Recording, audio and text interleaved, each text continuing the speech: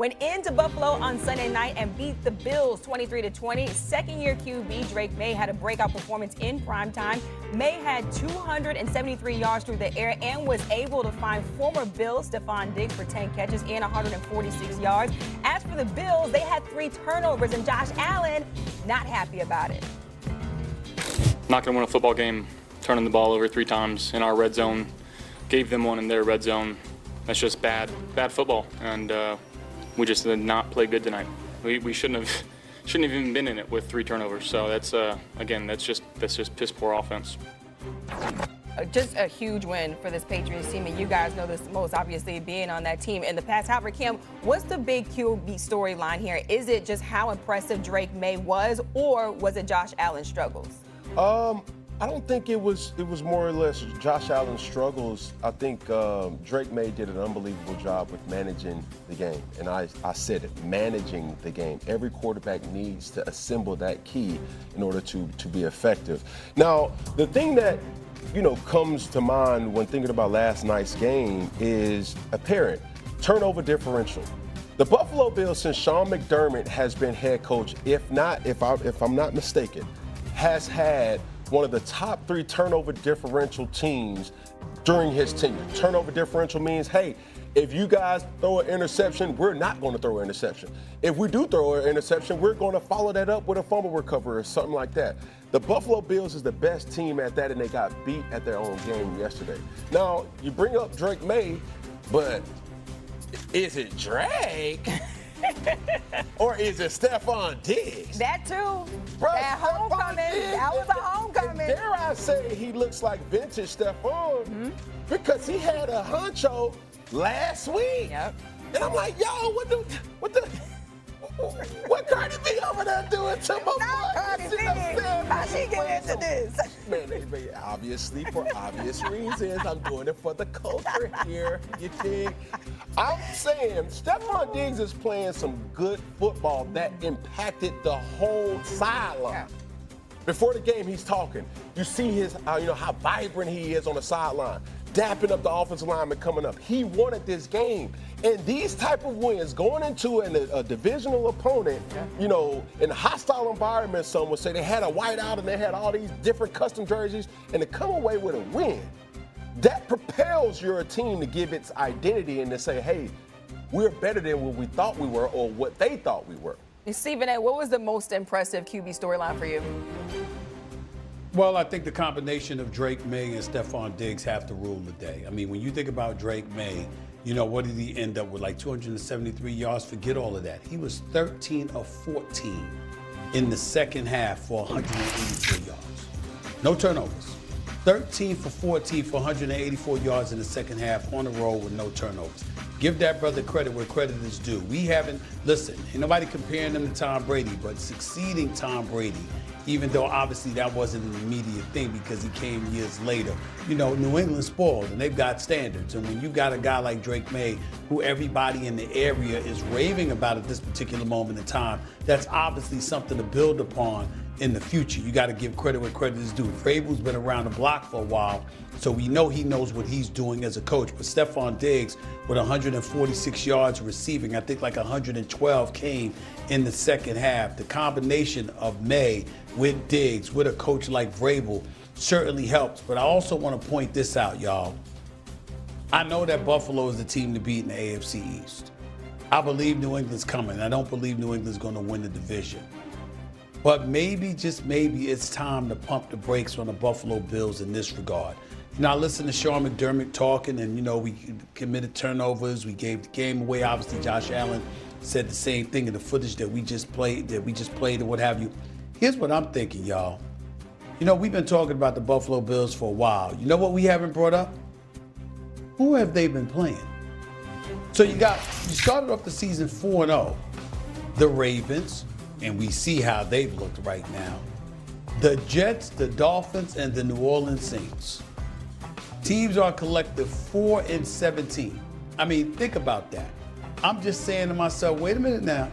It ain't like you've been going up against the creme de la creme in the National Football League. So I'm just saying that the Buffalo Bills, I believe in Josh Allen. I believe in their team, that they're going to make some noise and they're going to have something to say when all is said and done. But you know what? Some of these teams, like, listen, is it really a big deal that you beat the Dolphins? We just saw them lose to the Panthers after they were up 17-0. Is it really a big deal to lose to the New York Jets? I mean, we're wondering right now whether or not their rookie head coach, Aaron Glenn, is going to last the damn season, because that's how bad they've been. And you know I'm telling the truth, Damian Woody. I mean, it's just pretty damn bad, okay?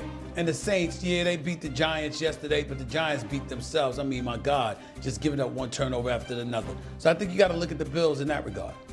I don't like where Stephen A is at right now. He's too calm. He's having the case of the Mondays. Wake up, brother. You can't control who you have on your schedule now. Now, this is where I insert. You say the Ravens, the Jets, the Dolphins, and the Saints, it ain't like that they did creme de la creme. Well, Stephen Anthony, who is the creme de la creme? Because we thought it was the Chargers. The Chargers take an elbow. I mean, a big one. I mean, it was bruised, too, to the Commanders. Folks remind me of everything that our dog gonna say on this show. Oh, man, what you said about Jayden Daniels. Who else is it in the AFC? Is it the Chiefs?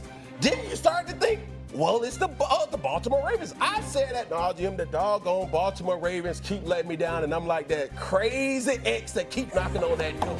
I believe in the Baltimore Ravens. So Stephen Anthony, who is the creme de la creme in the AFC? You only can play who you can play, bro. And so if you line them up, I'm going to knock them down. Yesterday, you would have probably said, man, well, they would have had a losing record. If they would have lost yesterday, they would have went 2-3. I mean, come on, brother. I'm fully aware of the fact that you can only play who's on your schedule. I get that part. That doesn't negate the fact that trash is trash. And in the case of the Dolphins and the Jets, you can smell it before it arrives. You know what time it is. It's one thing when you open, Damian, you know how y'all open a garbage can and you smell something that really, really stinks, right? That's entirely different than when you smell the damn thing before you get to the garbage can. You understand? Those are the Jets and the Dolphins. That's what we're talking about here. I mean, you smell them from a mile away. The stench it hits you, okay? We all know what they are and what they've been and what they haven't been. So that's how I'm looking at it from that standpoint. It ain't the Bills' fault. Please don't get me wrong. I'm not faulting them. And I understand that they're a damn good team, and Josh Allen, the reigning league MVP, is a stud. But I'm wide awake, my brother. I'm chilling, and I'm just telling you what I'm seeing. I'm telling you, and I'm telling you what I'm smelling.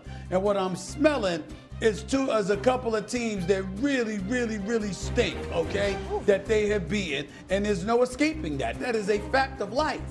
Look, smell you before I see you. Go ahead, D. Well, listen here. I mean, I'm going to get back to the topic at hand. And this game was more about New England. And you know what they're saying in Foxborough right now? We're back. Exactly. We are back. You know why? You know why? Because that quarterback. The quarterback. Why not? Let me tell you something. You know what I mean? Not yet. You know what I mean? Hold on. First of all, anyone who hasn't watched Drake May this year has been missing out. The man has been balling. It just so happened that last night he was on a national stage, and what did he do, particularly in the fourth quarter? He showed his behind last night in the fourth quarter. See, I judge quarterbacks what they do in the moment of truth. What now? In the moment of truth, he showed his ass last night. What? Yeah, he did. He showed it last night. And so for me, when I combine the fact of Mike Vrabel and what Mike Vrabel has done as far as changing the culture and getting those guys to buy in and believe, and having the quarterback, because you can't win this league if you don't have a quarterback. Absolutely. When you have a young stud like that, New England is on their way. I'm telling you right now, New England, I said it before the season too, New England is on their way. And Cam, are the Patriots the biggest threat to the Bills?